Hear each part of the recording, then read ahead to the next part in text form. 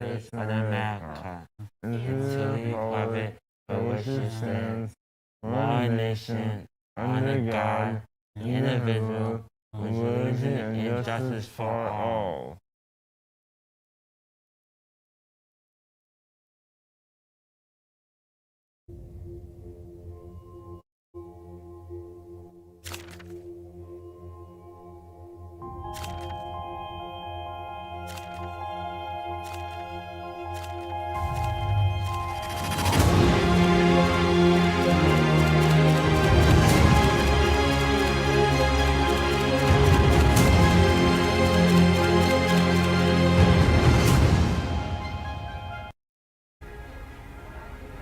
Good morning, Lakers. Today is Thursday, November 18th.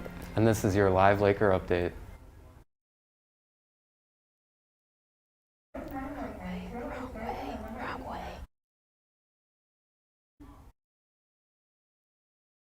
nothing there.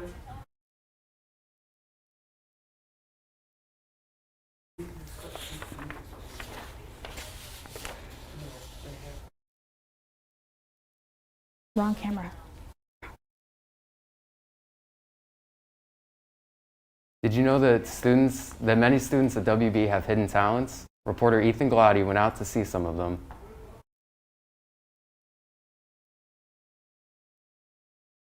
Yes, What is that hidden I talent? can tell you where north is. Can you demonstrate? Yes, that is north. Alright, Yeah, it's north. that's north. Wow. It's my thumb, like I across it. All right, let's get some close-ups on the. That's wild, bro. Shooting threes. Can you show us? I go like this, and that's it. I can skip it, beatbox.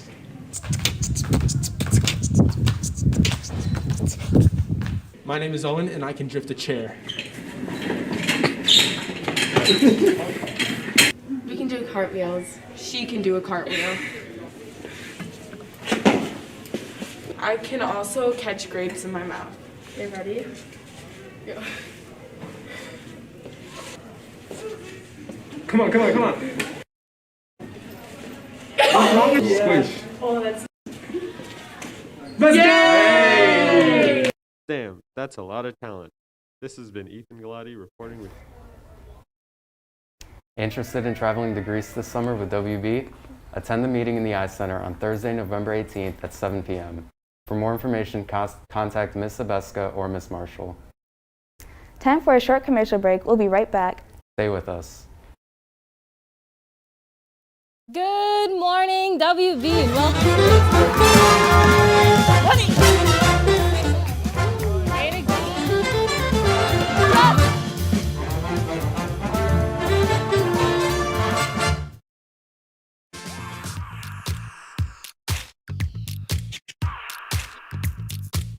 Students are arriving to school later and later every day.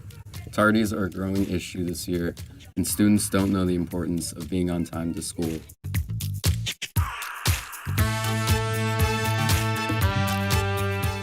Arriving late to school means you are missing out on important information in the classroom, and if you get too many tardies, you will get an after-school detention. Class starts at 7:10, and you can enter the school as early as 6:30. If you want to maintain your grades and not get an after-school detention, then get to school on time. To get to school on time, you should plan for a crowded parking lot. You might need to wake up earlier in order to plan for this. Crucial information is given out in the first part of class, and you don't want to miss it. Remember, being late to school is not cool. Now we have the 4th episode of our weekly segment, The Small Report, brought to you by reporters Corey Fine, Jacob Small, as well as Wyatt Odisho. Good morning, I'm Corey Fine. And I'm Jacob Small. Welcome to the Small Report.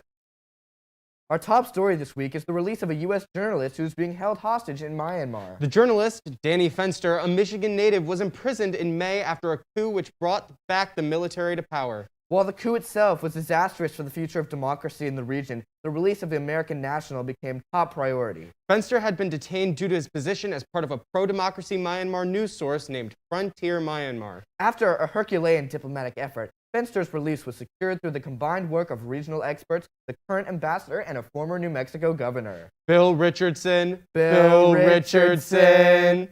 This is a great day for free speech, American diplomacy, and the state of Michigan. Next up is the first segment in a new series we're calling Big Ideas, Small Explanations. This week's explainer is on the debt ceiling. This week, Treasury Secretary Janet Yellen estimated that the United States would hit its debt ceiling on December 15th. Wow, that sounds familiar. Wasn't that supposed to happen before on October 15th, or in 2020, or in 2019, or in... Yes, but do you know what the debt ceiling is? The United States debt ceiling is the legislative cap on the amount of debt that the United States Treasury can incur. This means that if the debt limit is reached, the U.S. government would not have enough money to continue functioning. However, when the country comes close to meeting this limit, it has been increased to avoid the country defaulting on its debt. Defaulting is the failure to pay back a legally required amount of money on a loan. This leads to a decrease in your credit and would increase the amount of overall debt that the United States has even further. The debt limit was first created in 1917 to keep Congress responsible for the country's finances, but has been raised numerous times since in response to inflation and spending choices. Next up is world reporter Wyatt Odisho with this week's news. Good morning. Today we're visiting Eastern Europe, specifically Poland and Belarus. Recently, there's been a migrant crisis at the border between the two of them. Months of massive protests broke out after President Alexander Lukashenko won a 6th term in August 2020, and the West dismissed it as fraud. Then began a fierce crackdown in Belarus that resulted in more than 35,000 people being arrested and many being beaten by police. The EU and US imposed sanctions on Belarus soon after. Lukashenko claimed that these deprived his government of funds needed to contain the flow of migrants.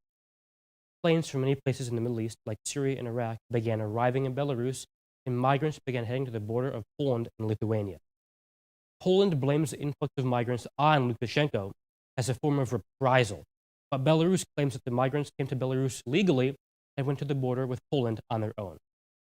Poland has tightened its security, bringing 15,000 men to defend the border, and has created a 2-mile-deep buffer zone to prevent illegal border crossing. Migrants at the border are facing horrible conditions like freezing weather and lack of food. The crisis continues to worsen as time passes. Fantastic! Thank you for tuning in to the Small Report. Make sure to connect with us on social media at WB_. Thank you for watching LAKER Update. You can connect with us on Twitter, Instagram, TikTok, and LakerUpdate.com, as well as WBSpectrum.com. Have a great day, Lakers.